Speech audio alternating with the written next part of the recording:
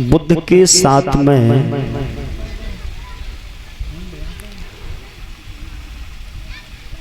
उस राजा जो स्त्री बन गए थे उनका विवाह हुआ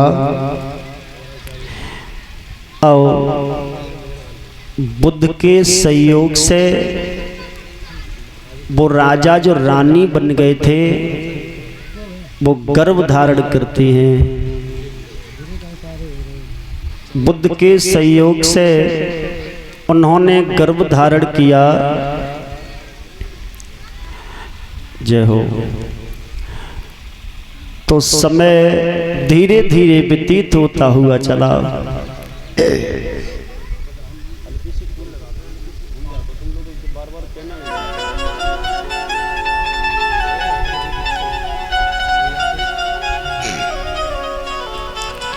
अब राजा ने गर्भ धारण किया है। जो महीना आता है पुरुष बनने का तो राजा अपने राज्य में चले जाते हैं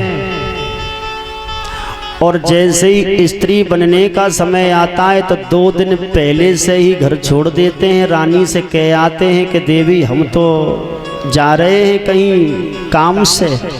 अब ये भेद राजा ने छिपा लिया। ये भेद राजा ने छिपा लिया। धीरे धीरे समय व्यतीत होता हुआ चला। जो अब समय नजदीक आया है। अब राजा धीरे धीरे खाना पीना भी छोड़ गया।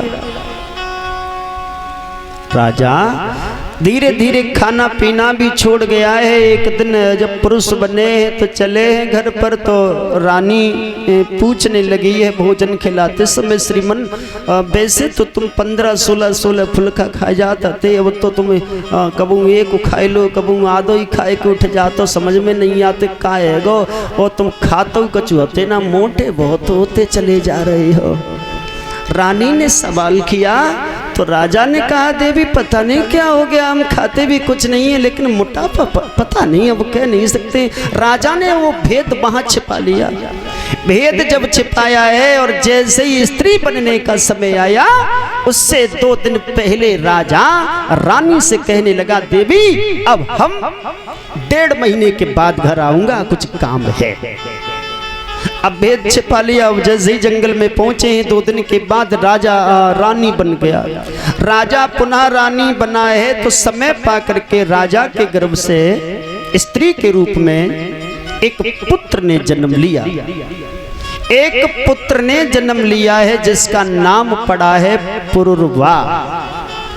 पुरुरवा जिसका नाम पड़ा है, श्री सुखदेव महाराज ने बताया है राजन परीक्षित उस पुत्र को लेकर के राजा 1.5 महीने के बाद घर पर पहुंचे तो रानी ने सवाल कर दिया महाराज समझ गए, इसीलिए तुम कहते थे कि 1 महीने के बाद आएंगे। हर रोज 1 महीना ही चलता रहा। 1 महीना सौत के घर और 1 महीना हमारे घर। वाह जी वाह, ये उसी का लड़का है। राजा कहने लगा देवी देखो आप विश्वास करो और हम तो आप पर बड़ा विश्वास करते हैं लेकिन आपने मेरा विश्वास खत्म कर दिया।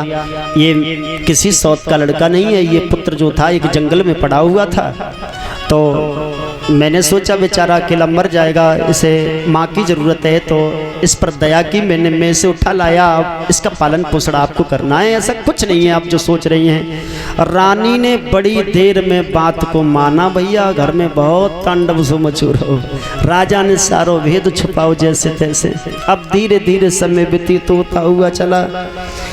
उन्हीं राजा के गर्भ से जो पुत्र हुआ था ना उसका पालन पोषण होने लगा। समय पा करके राजा के सहयोग से घर में जो रानी थी उस रानी के गर्भ से 3 बच्चों ने जन्म लिया।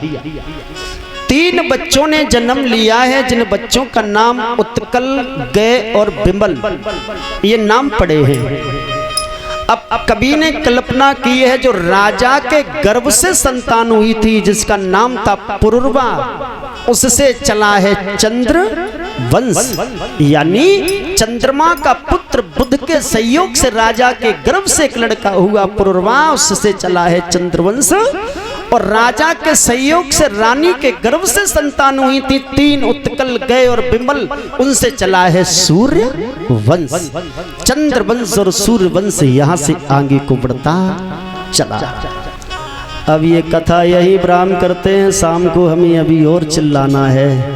अब आगे रात में कथा बड़ी सुंदर है, सूर्यवंशी राजाओं की कथाएं हैं, आप सुनेंगे। रात्रि में राम जी का जन्म भी होना है सूर्यवंशी राजाओं में, उनका वंश आगे कैसे चला है। और समय तुम्हारा हो चुका है, क्योंकि 1-1.5 घंटे के बाद हम लोग फिर इसी जगह मिलेंगे। आपको चिल्लाते हुए तो आप सभी लोग भागते हुए आना।